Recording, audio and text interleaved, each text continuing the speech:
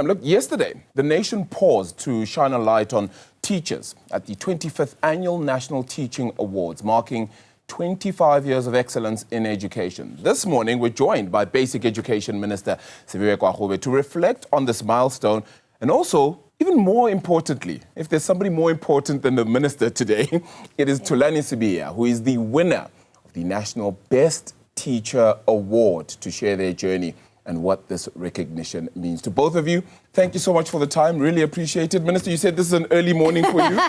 We wake up at 3 a.m. Good morning, Arabile. Yes. No, but I could not be here to not celebrate Thulani. Very exciting. Absolutely incredible. Thulani, let's start off with you. I mean, what a great honor this must be. I'm gonna share a few things with everybody at home, if that's okay. It's okay. Thulani Sibiya is 31 years old. He's also the deputy principal of your school, right? I mean, Yes. it is incredible to have been able to achieve this and to see people recognize that already. And I'm just wanting to know how that makes you feel to have been, to have received this honor. Well, I'm so happy. In fact, this means so much to me, but it all boils down to say the way we give to others, it always find a way to come back. I mean, I'm from the day I started being a teacher, I'm forever at school from 6 till late, and I would open maybe 2 weeks before every teacher is back. Why do I do that? So that I have enough time. And I've actually seen a number of learners going internationally or going abroad to further their studies in mathematics, getting 99%, 98. And it's through the way I'm dedicated in giving them the best that they deserve. So in a way, I nurture their talent to say, hard work beats talent if talent does not work hard. And once they have that attitude for resilience, they always get exceptional grades. Thulani, I did mathematics standard grade, unfortunately. Okay. Right? But I did still manage to get a B. I still was there, I promise. It was okay. But it's a big question mark to say the right kind of teaching gets you no matter what you need. And yes, there's the tenacity and the willingness to learn, etc. But are you finding that in today's world, you're competing with so many different elements, whether it be technology and, of course, the growth of artificial intelligence as well, that you're having to change how you do things in order to best suit the education system as well? Yes. So, well, the basic thing is, in terms of the way we teach, that's the most important thing. You see, everything out there, it's simple, but it's in a way of how it's being taught. So in my case, I actually integrate everything that is happening out there to the lesson that I have all the time. Yeah. To say, I make my learners to sing songs. I know they love singing. So they would sing choruses relating to mathematical concept, such as the other one that says trigonometry study. They will sing and love it. You'll find them saying nege pose, nege, and other people will be wondering what's that. But they know negative and negative, it's positive, so they say nege pose. So to them, mathematics become fun, and in that way, it's easy for them to excel. I hope you're preparing this now. We've got to teach songs that you're going to sing for us. It'll be a choral verse. We're at a choral verse. Minister, this must be just a clear example of what you're looking for. And it's not just to say that young teachers must be able to do this, but across the board, really. Absolutely. Look, Arabile, I think also that the issue here is that South African educators, we have about almost 500,000 educators in South Africa, and South African educators work sometimes under very difficult environments, whether it's safety issues, whether it's infrastructure, whether it is overcrowded classrooms. And so it is important to spend the October month appreciating the work that they do, but also selecting the excellent teachers who go far beyond the call of duty. Thulani here is talking about how he lesson preps. He comes back to school 2 weeks before they even open. And those things are worth recognizing. And I'm so incredibly pleased to see young people, one, taking up the profession and saying we want to be teachers, we want to be excellent teachers.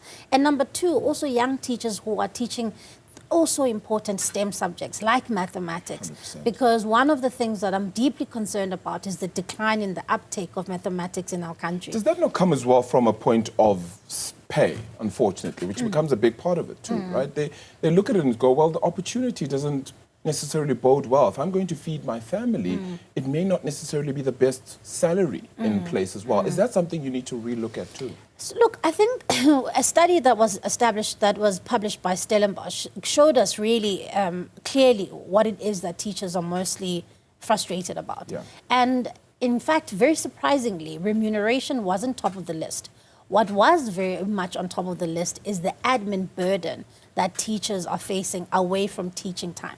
So they're saying there's a lot of compliance and we have to fill a lot of forms to be able to send to circuit office and circuit. I'm sure Thulani can agree. And so a lot of that are some of the things that we need to fix. We need to make not only the profession attractive, but we also need to make the working environment easy for a teacher to thrive. To say, let's use technology for you to submit your attendance registers. Yes. Let's use simpler things so that he can focus on the actual teaching, which obviously some people are really, really passionate about. Yeah. Thulani, how do you inspire others? You know, there's so many other teachers within the school as well. And it's about getting them to feel the same way, to feel inspired by a journey, to want to deliver a similar message.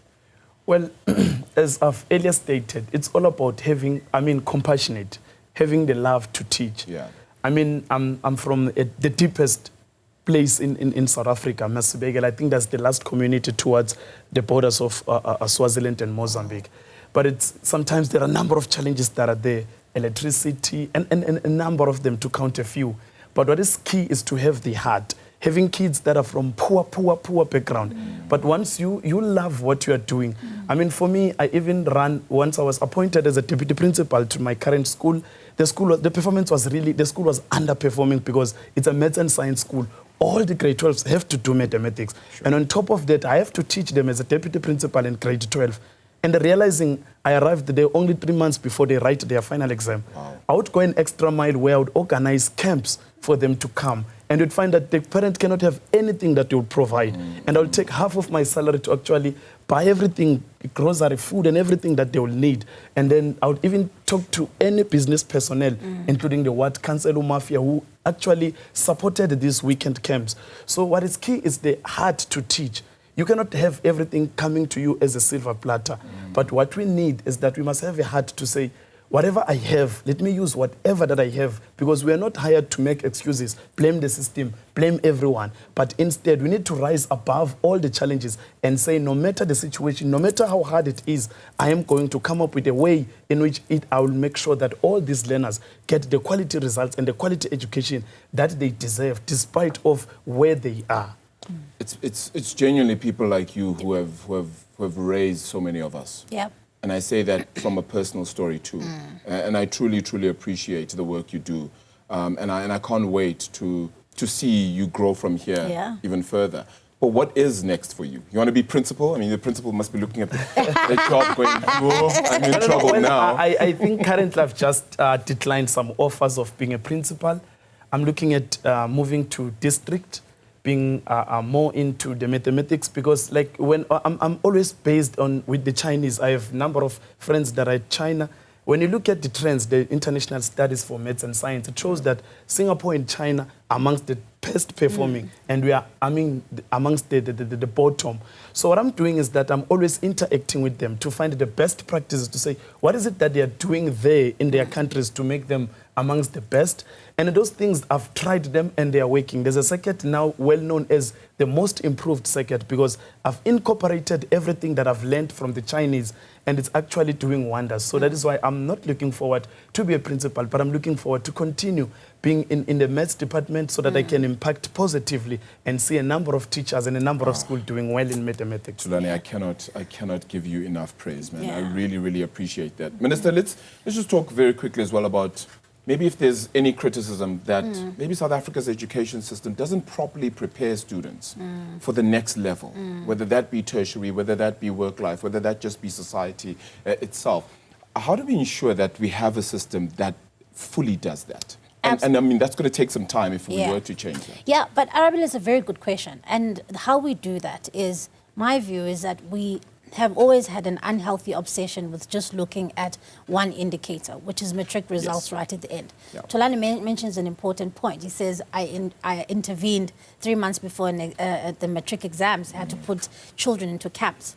If we get the foundations of learning right, that children in South Africa are able to read, they're able to count meaningfully at a young age. Then we don't have to obsess about whether or not are they interested in mathematics. Because it's not that children in South Africa aren't interested in mathematics and science. It's because they don't have the confidence to take it all the way to matric. Yeah. So we have to start at grade R and make sure our literacy levels are where they need to be. And that's why there's been a massive focus, at least in my term, to say we are going to focus on strengthening the foundations of learning to make sure from ECD to foundation phase all the way, so that the work of the teachers at high school is not remedial.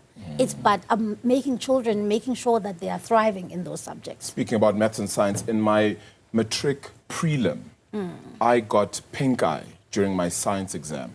And everybody in school said, this guy is basically allergic to science. And that's what it felt like. It really was not great. It was also my worst subject as well. I didn't take it. I'm a BA student, so.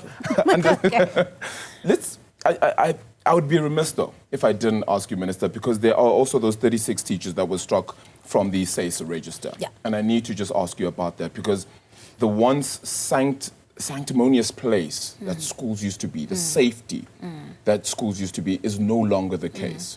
How do we... does this mean we need to have now law enforcement at schools? Does this mean we need to have more protection for our schools? Because whether it be rape, whether it be just sexual advances to young children, even if to themselves even. How do you protect them more? Look, I mean, I made it quite clear even at the teaching awards yesterday that our classrooms are no place for sexual predators and people who prey on children. And the problem with these kind of people is that they give the profession a bad name. There are many excellent teachers and teachers who want to look after children. But those who give the profession a bad name, we will come after them. We want them not only struck off the register, but we have an MOU with the South African Police Service to make sure that these crimes are reported, so that they can be reflected on the Child Protection Register and the Sexual Offences Register, so that they don't pop up in another province, in another school, doing the same thing. Arabile, we have to simply be intolerant of that kind of behavior, because, as you say, schools are meant to be places of safety, of learning.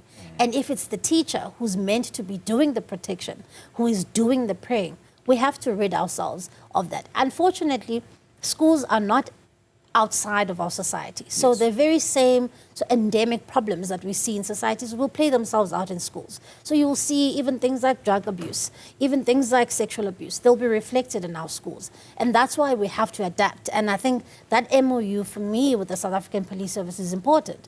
We've already started to do, unfortunately, we've had to do raids, for instance, in some schools. Because learners are bringing weapons in schools, drugs in schools. So we have to adapt, responding to the crisis, because we have to keep teachers safe too. But at the same time, we're out obviously making schools places where police are roaming around. But on the issue around sexual offenders, I want to make sure that every single one of them is dismissed. And by operation of law, actually, anyone who's found guilty of sexual offenses can't be a teacher. So that is the work that is cut out for us, and we are working with Minister Kubai to make sure that those child protection registers and the sexual offenders registers are updated. Very, very important. We're going to end it with Thulani, because Thulani, I need a song. He's the star here. I need a song, which you're saying naked pause, I think. What's the other one? What's another one that we need to end off this segment with now? All right, the other one would say, in second quadrant, only sign is positive. In the third quadrant, so it talks about trigonometry, which according to the diagnostic report, it's said to be one of the topics which were mostly challenging to our learners. Okay, so no, but you have to give us that one again. So in the second quadrant. In second quadrant, only sign is positive. Okay, so in the second quadrant, only sign is positive. In third quadrant, only turn is positive. Okay. Yes. All right. So I still singing that a whole math lesson again. I'm getting PTSD, actually. Thulani, congratulations. Thank you so much for your hard work. It's not just you, but you're among the really great teachers in this country, and we really, really honor you. So thank you for your work. Minister, thank you as well for joining us in studio. Thank both you very much. Minister of Basic Education, Siviwe Gwarube, as well as Thulani Sibiya, Best Teacher Award recipient at the National Teacher Awards.